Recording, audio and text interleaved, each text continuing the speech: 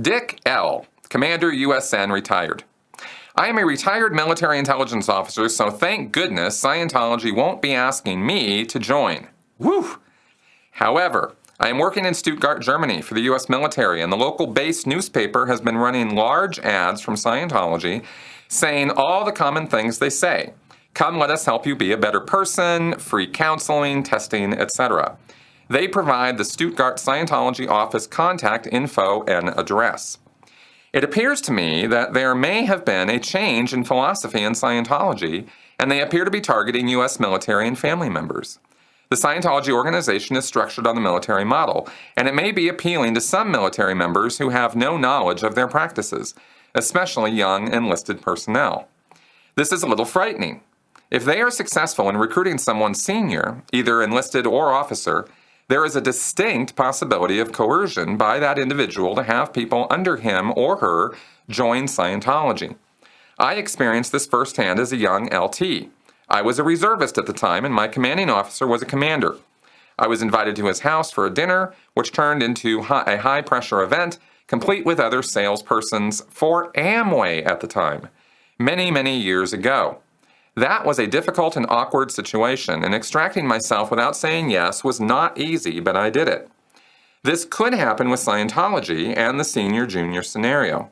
It would be completely illegal, and if reported, would have dire consequences for the senior, but if your goal is to clear the planet at all costs, and you are that senior, it might be something you would try.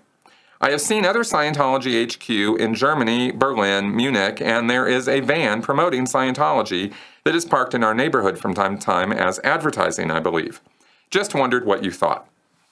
Thanks, Dick. This is a great question. I'm really glad you're bringing all this to my attention.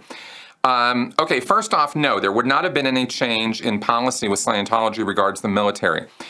To be super, super clear, just because you're in the military doesn't mean you're not cool with being in Scientology. I knew a lot of people who were active reservists or had been enlisted or were even going into the military who were Scientologists. That's not the qualification point.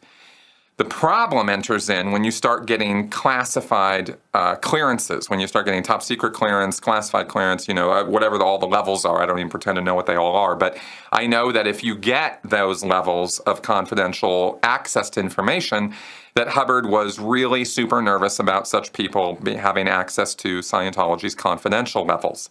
So they just kind of filter people out at the lower levels who have had military intelligence clearances, top secret clearances, because Hubbard was like, no, it's absolutely death on that.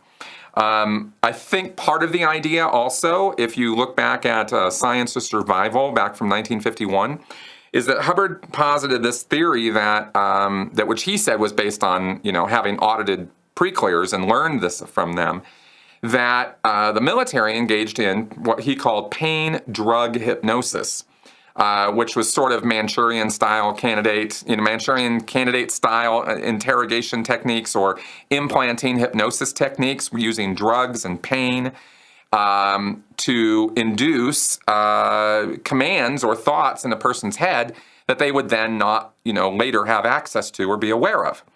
Hubbard said Dianetics was the only thing that could solve this little dilemma. Well, okay.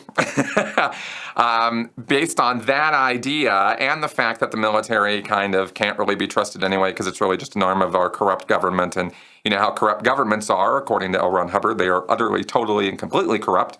So can't have any of that getting anywhere near the, solid, pristine Scientology. So that's your dividing line. So that being said, I'm sure they are very interested in servicemen, especially American servicemen over in foreign countries, who they will be disseminating to. And they are disseminating to. That's no surprise to me at all. Scientology tries to advertise when it can, when it has the money and the resources to do it. And this is the local churches doing this, mind you. This is not necessarily from up above. But these marketing or advertising campaigns get funded from time to time. And so you see newspaper ads, magazine ads, articles, stuff like that. And that's what you are talking about having seen on the military base. I'm sure that they are all about getting those, guys in the military who have downtime and money and not a lot to do with either one, and and they want to get them in and get them into Scientology. So that anyway, that's the effort that's being made there, and there you go.